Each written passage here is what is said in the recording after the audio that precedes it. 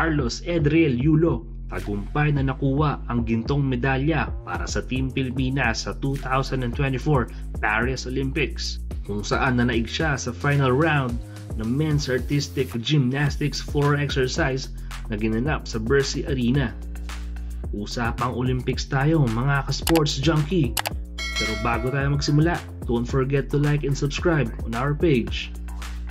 Nakapagtala si Yulo ng eksaktong 15 points, sapat na para makuha ang gintong medalya.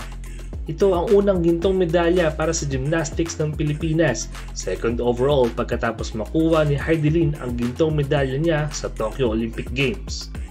Ang pangbato ng Spain na si Ryder Lee Zapata ang unang sumabak sa floor exercise kung saan nakakuha siya ng score na 14.333. Sumunod naman si Artem Dolgopiat, ang defending champion ng sabing event, ay nakapagtala ng 14.966 points kung saan pinahirapan si Yulo na sundan ito.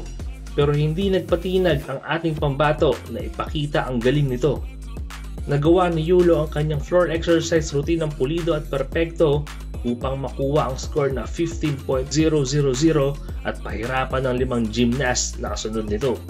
Sa dulo ng performance ni Yulo, pinakita niya na confident siya sa kanyang nagawa at nagpakita ng gesture ng pag-flex ng braso nito at pagsigaw ng emosyon bago lumabas ng podium.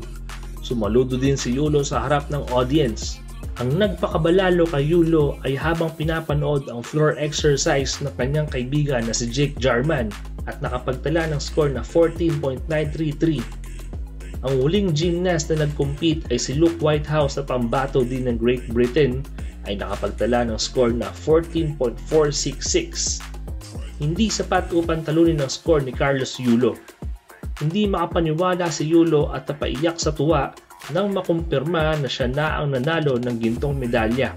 Si Artem Dolgopiat ng Israel ang nanalo ng silver medal, samantalang si Jake Jarman ng Great Britain ang nanalo ng bronze. Si Yulo ang unang Filipino gymnast na nakapag-uwi ng medalya mula sa Olympics. Congratulations, Carlos Yulo! Proud kaming lahat sa'yo! For more sports updates, don't forget to like and subscribe on our page, Sports Junkie PH.